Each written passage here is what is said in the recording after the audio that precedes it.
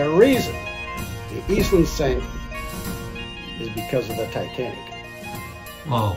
After all the boards of investigation on in the American side about the Titanic and on the England side, they all got together and they said, we're going to change this.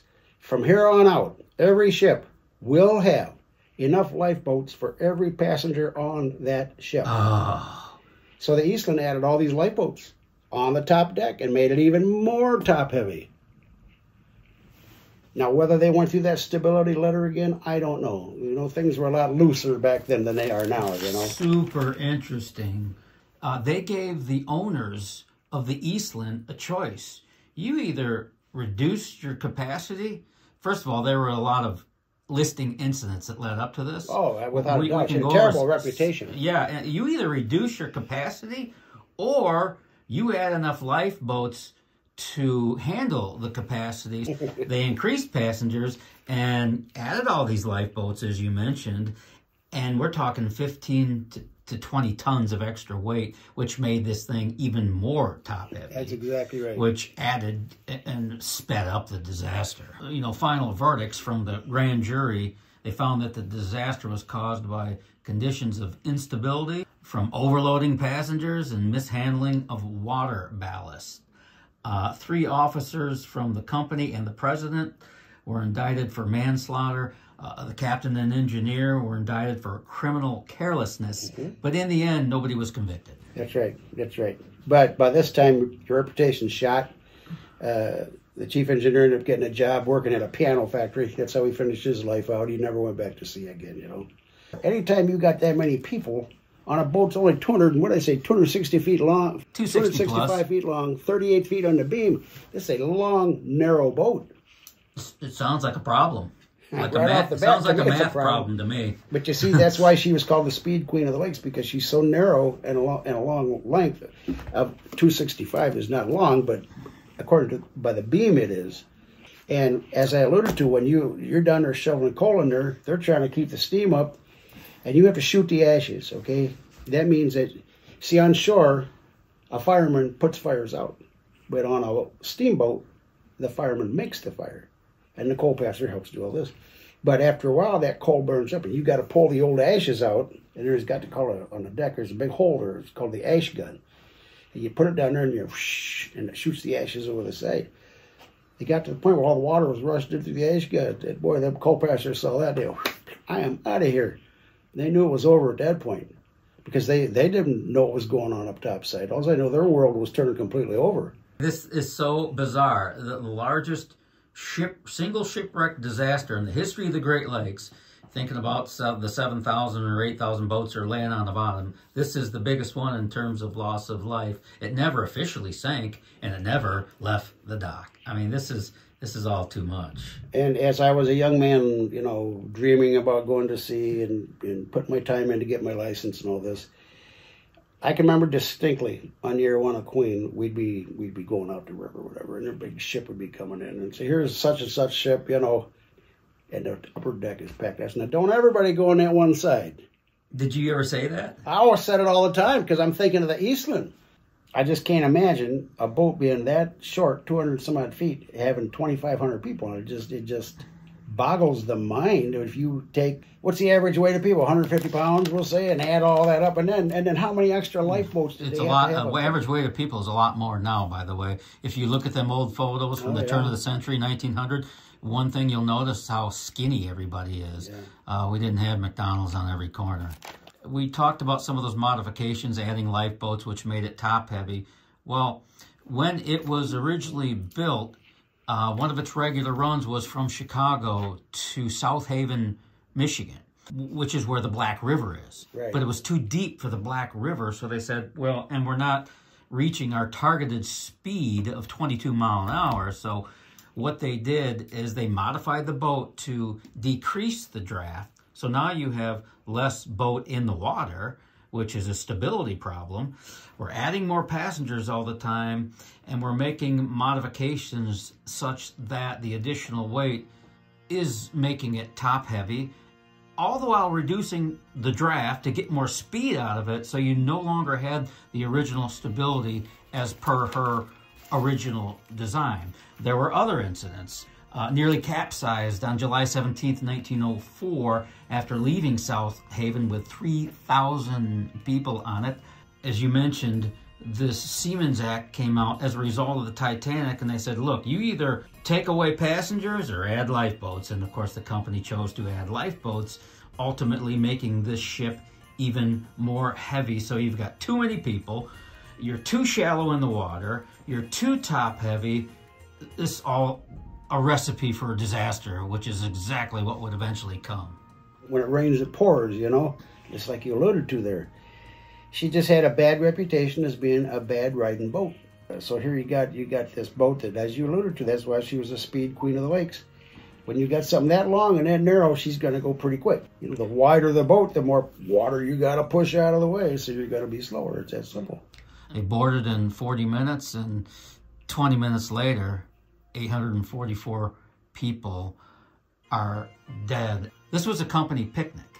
Western Electric Company was entertaining their employees. They were taking them to Michigan City, Indiana for a company picnic. Can you imagine how excited these people were? Been looking forward to it for a long time. The weather was perfectly calm. Yeah, there was a little mist and rain, but the weather was really good for sliding across the bottom of Lake Michigan.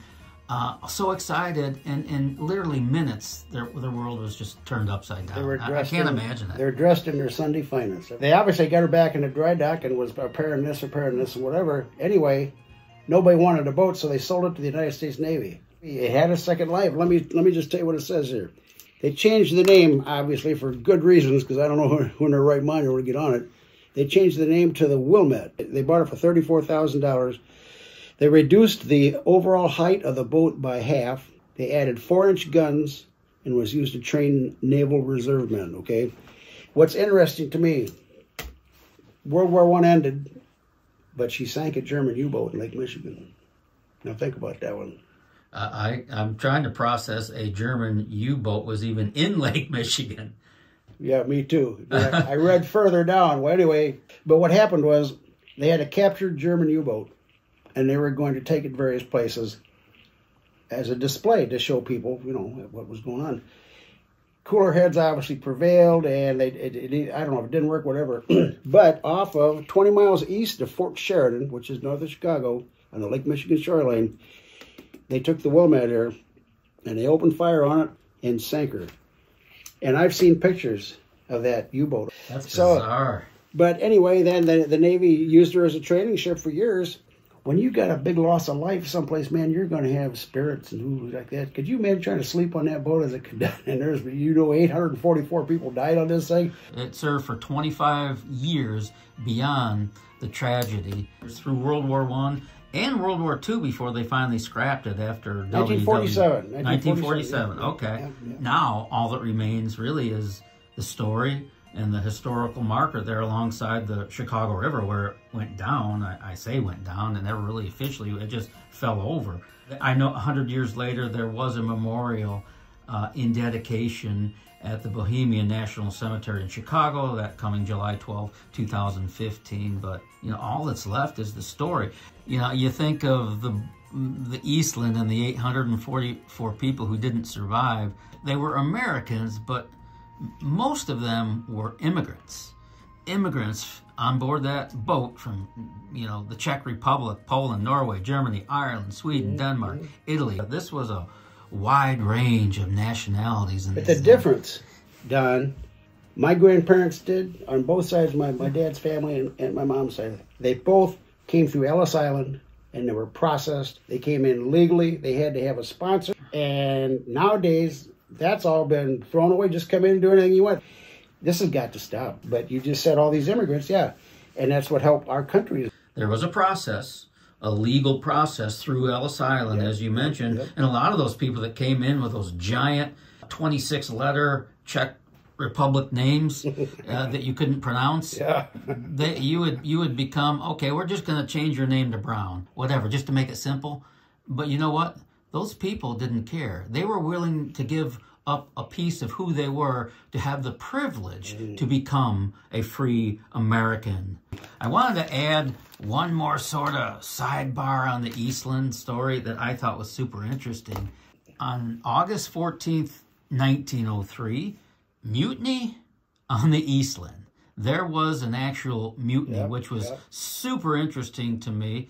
The boat, again, was doing what it normally did. It was going from Chicago to South Haven, Michigan. There were 6 firemen on board that day that refused to stoke the boiler. In other words, we ain't shoveling no more coal, see here. And the reason they went on strike, I guess you could say, these 6 firemen, and refused to stoke the fire to make the ship go, was that they were cheated out of potatoes at dinner time.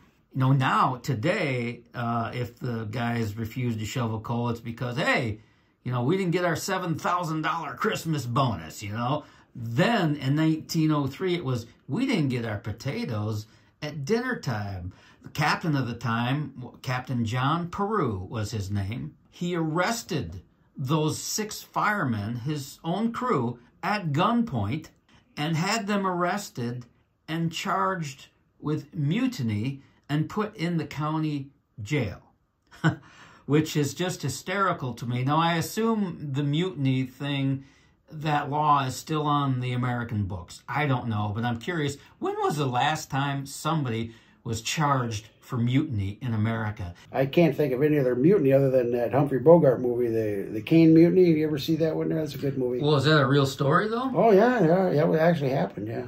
Right after that happened, yeah, he had his men arrested and put in jail, but guess what? Captain Peru was replaced shortly thereafter, and I'll guarantee you when that new captain came on board, whoever he was, and it was a he back then, I'll guarantee you that crew had plenty of potatoes at dinner time, even if he had to drive to Idaho to get them. I'm glad you reminded me that, because they said the food sucked.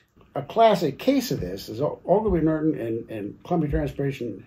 They always had good food on them ships. They kept them fed real good. But you got to replace that energy. You got to have some decent food there. And when I was out there, I remember distinctly hearing the guys talk. Cleveland Cliffs. Right? The prettiest boats going out there was the Cliffs Victory. I don't know if you ever seen it. Beautiful ship. They were having problems. They were getting some of the contracts. What they did was, in their infinite wisdom, was to get rid of the cooks and the stewards and all that stuff and put nothing but cases of TV dinners, you know, and these fend for yourself, you know. I don't know how much longer they were in business, but they didn't stay in business too much longer, and that was the end of Cleveland Cliffs Company. So you keep them happy, you know, and they'll give you a good day's work, but you got to feed them good, you know. Now that I've learned about the ship and the disaster, I would like to go between Clark Street and LaSalle Street on the Chicago River and just stand there and have a few moments with it. I know they have a historical marker sign there now, but... Well, there's 2 reasons, too, that this ended up fading away, as terrible as the disaster was. One, a young guy moved into Chicago. He's going to show him how to do business. His name was Al Capone. Ooh, and the gangs took all the prohibition and all the, you know. And then, of course, World War I started in 1917. So the headlines of the Eastland, the whole thing got superseded by the gangland slayings and World War I, this kind of stuff. Yeah, so, World War I upstaged the Eastland disaster. Yeah, absolutely. And it faded away. Well, we're bringing it back just to let people know that this happened. Well, it's a crying shame, and this is the history. This is what your channel's all about, is history. And a lot of people just, you know, they've probably never heard of the boat, you know. I got one more note on it. George Halas, who would become the head coach of the Chicago Bears. I was gonna say football coach, yeah. And eventual owner of the Chicago Bears. Well, the day after the Eastland tragedy, he showed up in the newspapers as one of the deceased. He was billed or scheduled to, he had a ticket for the boat. He was supposed to be on the boat. For whatever reason, he didn't make it in time. And although he was listed among the dead the following day, obviously, fortunately for Chicago and the Chicago Bears history, George Halas wasn't on that boat, but he was in the papers as such. I thought that was interesting. Well, listen, if you plan on someday going to Chicago and seeing that site, be extremely careful. I'd go have somebody with you. You talk about a town that is about as bad as it was in the days of Al Capone. No, don't. My daughter lives over. Don't start. I'll start getting depressed. People are into their lives now. They don't realize what happened 40, 50 years ago, or 80 years ago, or 100 years ago. Yeah. Well, I wish they taught history, American history, in our schools like they used to. I would be all for it. So a tip of the hat to the 844 souls that went down, so to speak, with the SS Eastland.